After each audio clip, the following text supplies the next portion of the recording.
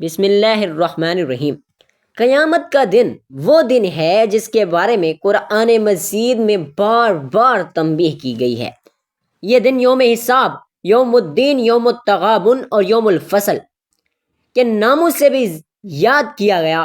اس دن انسان کے اعمال کا حساب ہوگا، نیکی اور بدی کا فرق ظاہر ہوگا اور مجرموں کو ان کے گناہوں کے مطابق سزا دی جائے گی۔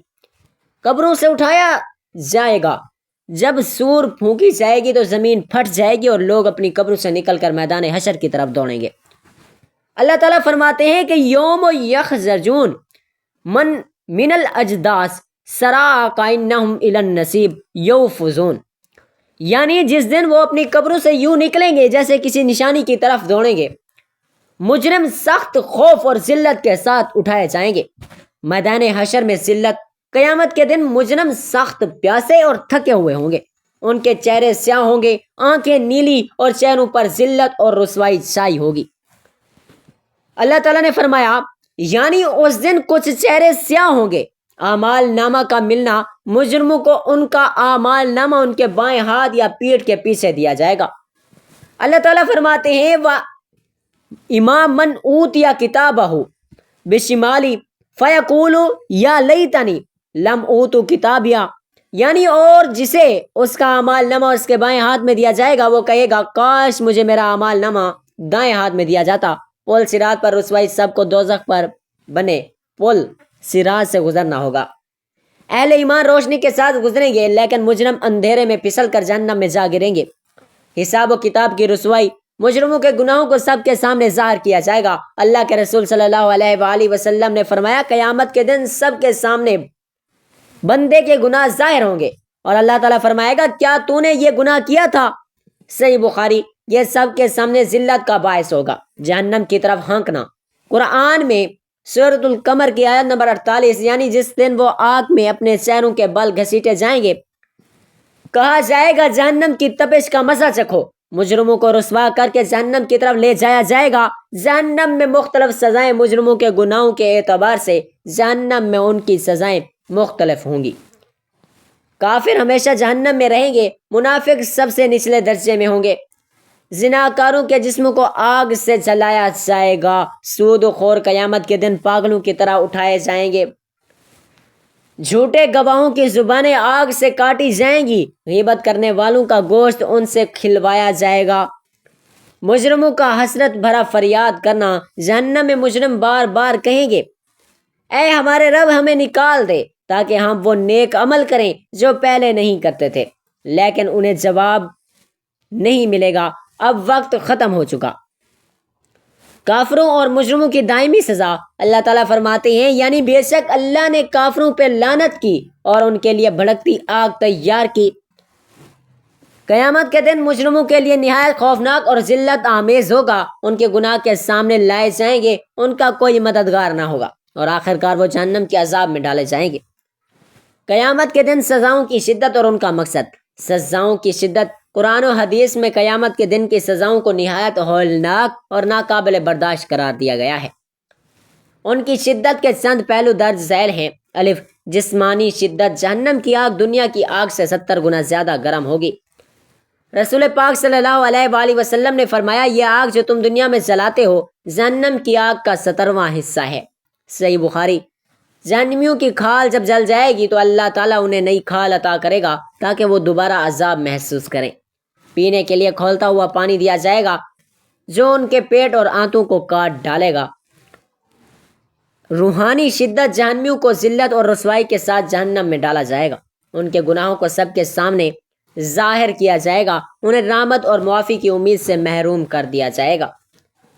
دائمی شدت، بعض مجرم، کفار، مشرکین، منافقین ہمیشہ کے لیے جہنم میں رہیں گے۔ ان کے عذاب میں کبھی بھی کمی نہ ہوگی، نہ ہی وہ موت مر سکیں گے تاکہ عذاب سے چھٹکارا پائیں۔ سورۃ البقرہ۔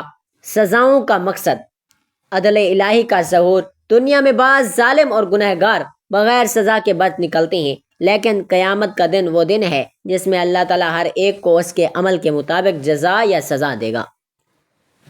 گناہوں کی حقیقت ظاہر کرنا، دنیا میں گناہ بسا اوقات چھوٹے لگتے ہیں لیکن قیامت کے دن ان کی حقیقت اور سنگینی ظاہر ہوگی۔ مثلاً غیبت موس بات لگتی ہے، لیکن وہاں اسے انسان کا گوشت کھانے کے برابر عذاب دیا جائے گا۔ مجرموں کے لیے عبرت، قیامت کے دن کی سزا مجرموں کے لیے عبرت اور تنبیہ ہوگی کہ نافرمانی کا انجام کتنا خوفناک ہے۔ نیک لوگوں کی تسلی، دنیا میں اہل ایمان کو اکثر مظلومیت سہنی پڑتی ہے۔ قیامت کے دن جب مظلوموں کو سزا ملے گی تو یہ اہل ایمان کے لیے تسلی اور سکون کا باعث ہوگا۔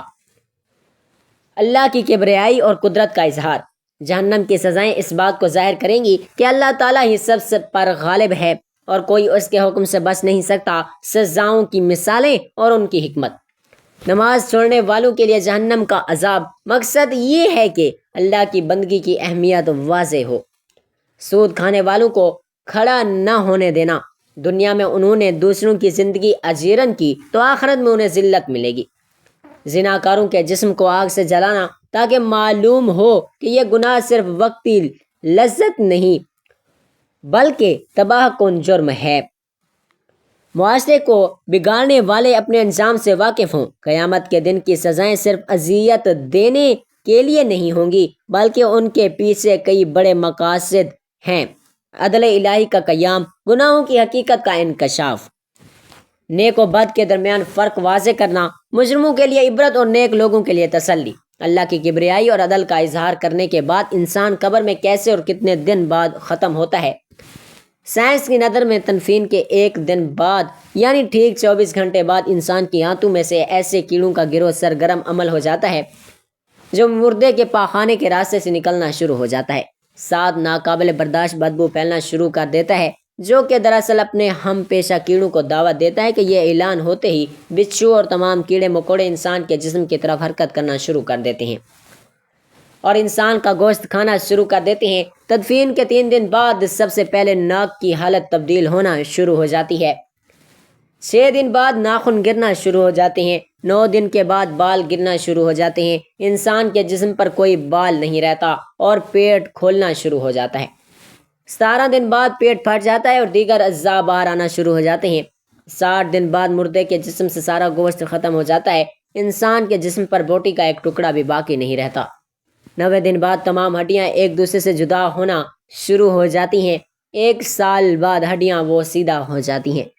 بالآخر جس انسان کو دفنایا گیا تھا اس کا وجود ختم ہو جاتا ہے۔ تو میرے دوستو، غرور و تکبر، لالچ و گھمنڈ، دشمنی و حسد، بغض و جلن، عزت و وقار، نام و عہدہ، بادشاہی، یہ سب کہاں جاتا ہے؟ سب کچھ خاک میں مل جاتا ہے۔ انسان کی حیثیت ہی کیا ہے؟ مٹی سے بنا مٹی میں دفن ہو کر مٹی ہو جاتا ہے۔ 5 یا 6 فٹ کا انسان قبر میں جا کر بے نام و نشان ہو جاتا ہے۔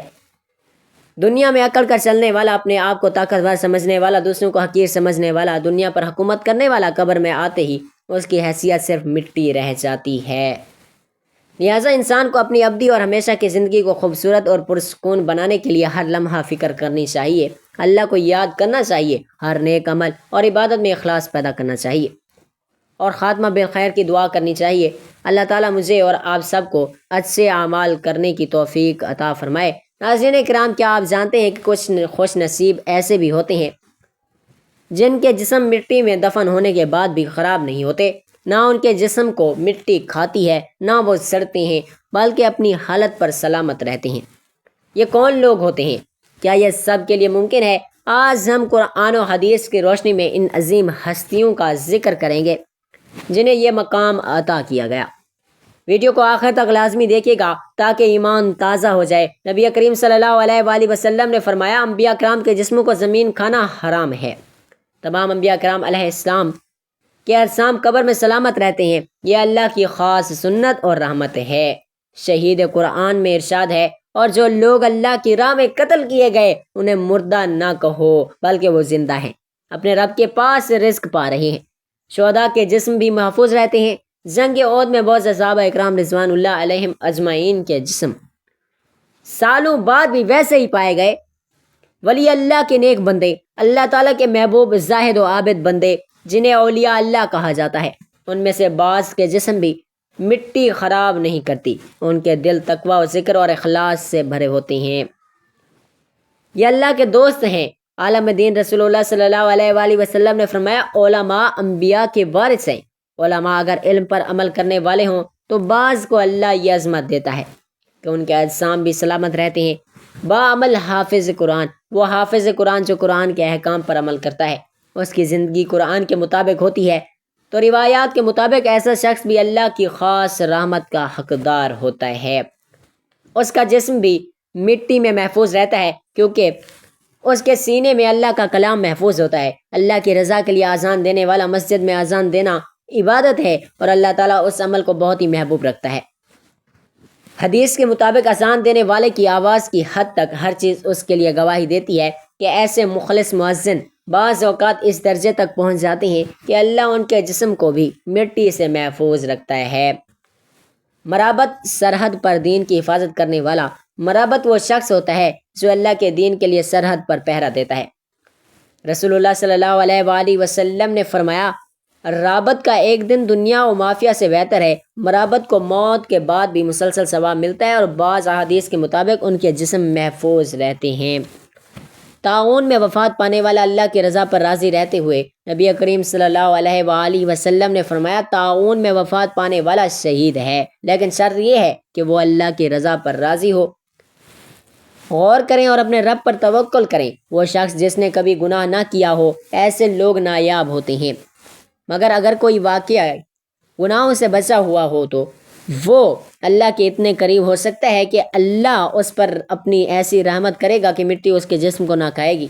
بہت زیادہ ذکر کرنے والا حدیث میں آیا ہے کہ میں تمہیں ایسا عمل نہ بتاؤں جو تمہارے لیے سب سے بہتر ہے۔ وہ اللہ کا ذکر ہے۔ جو شخص کثرت سے اللہ کا ذکر کرتا ہے اس کا دل نور سے بھر جاتا ہے، اور ایسے لوگوں کو اللہ قبر میں بھی عزت دیتا ہے۔ تو میرے پیارے بھائیوں اور میری پیاری بہنوں، یہ مقام کسی خاص قبیلے، قوم یا حسب نسب سے نہیں ملتا، یہ خالص نیت، عمل اور اللہ کی رضا کے لیے قربانی سے ملتا ہے۔ ہمیں چاہیے کہ اپنی زندگی کو تقویٰ، نیکی اور اخلاص سے سجائیں، کثرت سے ذکر کریں، قرآن کو پڑھیں، اس پر عمل کریں اور اپنی نمازوں کی حفاظت کریں۔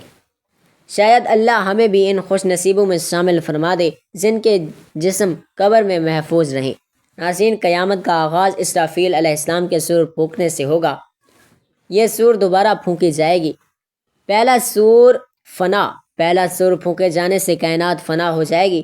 قرآن میں ہے سورۃ الزمر، اور سور میں پھونکا جائے گا تو سب مر جائیں گے جو آسمانوں اور زمینوں میں ہیں۔ اس لمحہ پہاڑ اڑتے روئی کی طرح بکھر جائیں گے، زمین لرزے گی، سمندر ابال کھائیں گے اور کائنات کا ہر ذرہ ہل کر رہ جائے گا۔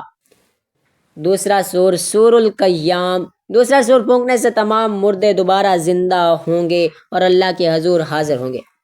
دوسرا مرحلہ، زمین و آسمان کی تباہی۔ قیامت کے دن زمین و آسمان کی موجودہ شکل باقی نہ رہے گی۔ قرآن نے کئی مقامات پر اس کا نقشہ کھینچا۔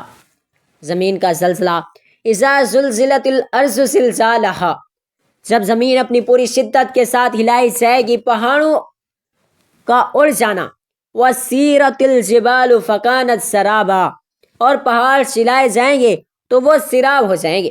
سمندر کا جل اٹھنا، وَإِذَا الْبِحَارُ سُجِّرَتْ، اور جب سمندر بھڑکا دیے جائیں گے۔ ستاروں کا بجھ جانا، وَإِذَا النُّجُومُ انْكَدَرَتْ، اور جب ستارے گر کر بکھر جائیں گے۔ یہ مناظر اتنا ہولناک ہوں گے کہ انسان گھبراہٹ اور خوف سے ایک دوسرے کو بھول جائیں گے۔ تیسرا مرحلہ، انسانوں کو دوبارہ زندگی اور میدان حشر۔ جب دوسرا سور پھونکا جائے گا تو تمام انسان اپنی قبروں سے نکل جائیں گے۔ قرآن فرماتا ہے، اس دن لوگ قبروں سے جلدی نکلیں گے گویا کسی ہدف کی دوڑ رہے ہوں۔ لوگ ننگے پاؤں، ننگے بدن، بے لباس اور خوف زدہ ہوں گے۔ میدان حشر میں سورج قریب کر دیا جائے گا، ہر طرف پسینہ، چیخ و پکار اور گھبراہٹ کا عالم ہوگا۔ چوتھا مرحلہ، اعمال نامہ اور حساب کتاب۔ ہر شخص کو اس کے اعمال نامہ دیا جائے گا۔ جس نے نیکی کی ہوگی اسے دائیں ہاتھ میں اعمال نامہ دیا جائے گا، جس نے گناہ کیے ہوں گے اسے بائیں ہاتھ یا پشت کے پیچھے دیا جائے گا۔ قرآن فرماتا ہے، جسے اس کا اعمال نامہ دائیں ہاتھ میں دیا جائے گا وہ خوشی سے کہے گا، لو میرا اعمال نامہ پڑھو۔